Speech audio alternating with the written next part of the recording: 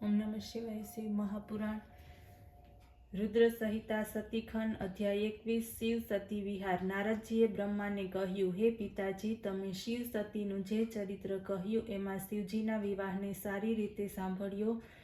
હવે તેની આગળ શિવજીનું જે મંગલદાયક ચરિત્ર છે તેને પણ સંભળાવો. બ્રહ્માજીએ કહ્યું, સતી શિવજીના કૈલાસે પહોંચ્યા. ત્યાં રહેલા સર્વ ગણોને દૂર જોઈને રહેવાની આજ્ઞા આપી. શંકરે પણ ગણોને કહ્યું કે જાઓ, પરંતુ હું જ્યારે સ્મરણ કરું ત્યારે તરત પાછા ફરજો. નંદી વગેરે પણ પોતાના સ્થાને ચાલ્યા ગયા.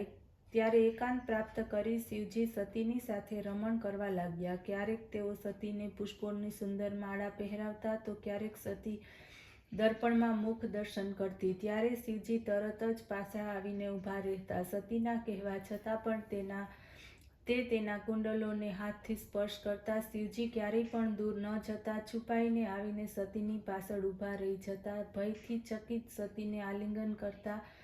ક્યારેક મનોહર પુષ્પોનો હાર બનાવી પ્રિયાનું આભૂષણ બનાવતા અને ક્યારેક રમણીય પર્વત કુંજોમાં પોતાની પ્રિયા સાથે વિહાર કરતા. સતીનો એક ક્ષણનો વિયોગ પણ શિવજી સહન ન કરી શકતા તેવો હતો. આ રીતે કૈલાસની કુંજોમાં વિહાર કરતા શિવ શિવા આનંદપૂર્વક વિચરવા લાગ્યા.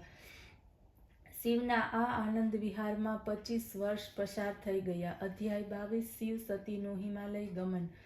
બ્રહ્માએ કહ્યું, એક દિવસ જ્યારે વર્ષા થઈ રહી હતી ત્યારે કૈલાસ શિખર ઉપર બેઠેલા મહાદેવજીને સતીએ પૂછ્યું કે હે પ્રાણવલ્લભ નાથ, હવે વર્ષા ઋતુનો સમય આવી રહ્યો છે, તેથી કૈલાસમાં હિમાલયના મહાકાશમાં કે પૃથ્વી ઉપર જ્યાં રહેવા યોગ્ય સ્થાન હોય ત્યાં જઈ રહીએ. ત્યારે સતીની આ પ્રાર્થના સાંભળીને બધા જ તત્વોના જ્ઞાતા ભગવાન શંકર હસ્યા.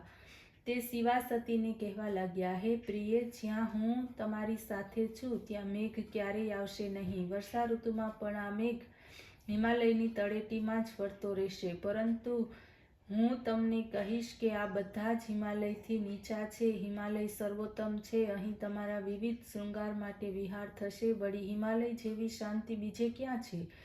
અહીં શાંતિના ઉપાસકો રહે છે. યોગી અને મુનિઓ જ અહીં રહે છે અને અનેક હરણો વિચરણ કરે છે તથા બીજા પણ ઘણા બધા સ્થાન છે. શું તમે મારા કૈલાસ ઉપર કુબેરપુરીના ઉપરના ભાગમાં રહેવાની ઈચ્છા રાખો છો? સુમેરુ પણ બધા જ ગુણોથી સુંદર છે. જ્યાં કહો ત્યાં તમારા માટે પ્રબંધ કરું. બ્રહ્માજી કહેવા લાગ્યા કે જ્યારે ભગવાન શંકરે આ પ્રમાણે કહ્યું ત્યારે સતીએ કહ્યું, હે નાથ, હું આપની સાથે હિમાલયમાં જ નિવાસ કરવાની ઈચ્છા રાખું છું. તે પર્વત ઉપર આપ શીઘ્ર ચાલો. સતીના કહેવાથી ભગવાન શંકરે તેમની સાથે લઈને હિમાલય પર ચાલ્યા ગયા કે જ્યાં કોઈ જઈ ન શકતું. માણસો તો ક્યાંથી પણ પક્ષી પણ ફરકી ન શકતું હતું. પ્રાકૃતિક છટા છવાઈ રહી હતી. ત્યાં રહીને શિવજી સતીની સાથે ઘણા દિવસો સુધી રમણ કરવા લાગ્યા. તેમના આ રીતે અહીં 10,000 વર્ષો વ્યતીત થઈ ગયા. હવે તે યજ્ઞ, તપ અને સ્વરૂપ ચિંતન ત્યાગી સતીમાં જ અનુરક્ત થઈ ગયા.